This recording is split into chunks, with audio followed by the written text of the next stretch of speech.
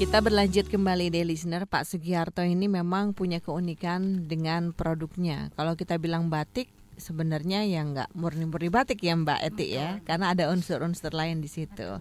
Menggunakan apa? Digital printing.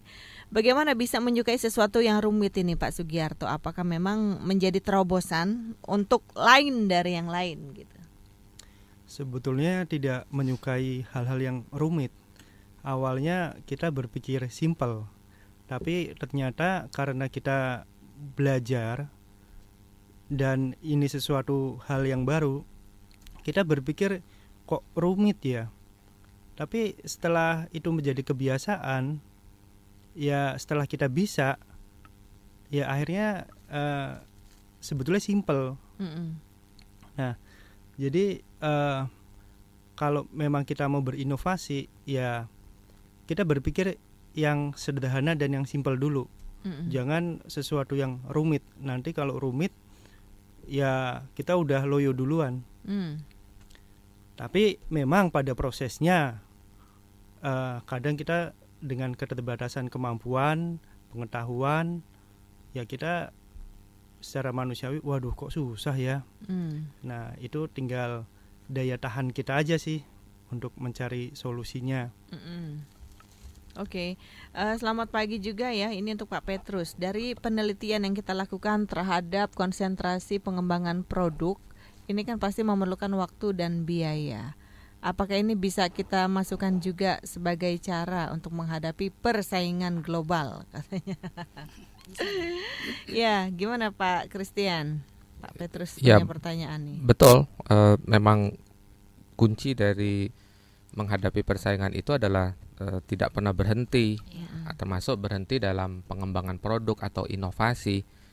Dan saya pikir itu juga adalah langkah-langkah untuk membuat kita tidak berhenti di satu titik, bahwa begini, ketika kita bersaing itu sebenarnya kan pilihannya dua. Apakah lebih baik dari pesaing, jadi benar-benar head to head tapi kita lebih baik, atau membuat sesuatu yang sama sekali berbeda, sehingga kita tidak berbenturan langsung. Nah, tujuan inovasi itu mestinya diarahkan begitu. Apakah mengembangkan produk kita menjadi lebih baik, atau membuat sesuatu yang berbeda, tidak perlu lebih baik tetapi berbeda, yang sehingga itu menjadi alternatif. Jadi memecah pasar. Oke. Nah, ini juga selamat pagi ya untuk Pak Sugarda. Pernah sangat sukses ya katanya membuat sablon dengan cara manual. Sekarang nggak laku lagi. Modernisasi memerlukan modal untuk membeli mesin. Gimana ya Pak ya? Apa bisa saya bertahan dengan bisnis serupa ini? Nah, barangkali ini sesuatu yang tadi kita katakan, bahwa kita itu baru memikirkan setelah persaingan menghantam kita begitu keras. Seharusnya ketika kita sedang sukses itulah kita memikirkan bagaimana pengembangan selanjutnya, seperti yang ditanyakan Pak Sugarda sebelumnya, Pak Petrus. Seperti yang dikatakan Pak Petrus, seharusnya ketika kita sedang baik itu kita mengembangkan hal-hal baru, artinya siap ketika nanti kalau bisnis saya ditiru, mendapatkan pesaing yang lebih besar, kita mau kemana selanjutnya? Disitulah yang saya maksud tadi, apakah kita siap? Nah, mengenai tadi pertanyaannya, apakah saya akan bisa survive atau tidak? Bisa survive nggak gitu kalau orang lain sudah mulai meninggalkan ya cara tradisional? Nah, ini bahkan bisnis dia tadinya bagus karena tren ya. Kemudian sekarang trennya surut ya. Kalau melihat sablon pertanyaannya. Manual.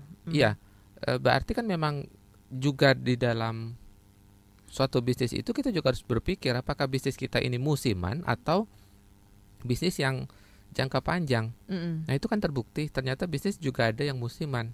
Tadinya bagus, tiba-tiba menurun. Drastis, nah, tugas kita tadi melakukan inovasi supaya bisnis kita senantiasa muda, tidak lewat waktu. Oke. Jadi sebelum expired ya sudah banyak-banyak main juga ya ke tempat-tempat Iya, yang melakukan menyegarkan kembali bisnis kita dengan mengembangkannya sehingga tidak menjadi kuno di mata pelanggan. masyarakat. Iya. Ya kadang lagi asiknya di atas angin gitu sampai melayani konsumen pun ala kadarnya gitu Mbak Eti. Lu mau syukur nggak udah orang beli cuek-cuek aja dia. Betul. Kadang-kadang kan kita berhenti di entah di desainnya, entah di kualitas produknya, Iya. entah di pelayanannya, kita stuck. Stuck. Kita tidak pernah berpikir bahwa bisnis ini suatu saat akan mengalami masa Peralihan ya. masa dewasa, masa jenuh yang akan berubah Turun. menjadi penurunan. Iya. Baik, ini yang harus diantisipasi dan merupakan bagian dari persaingan usaha ya secara produktif. Tentunya dear listener kita harus melakukan inovasi-inovasi seperti yang Pak Christian tadi sampaikan. Kita akan berlanjut setelah ini.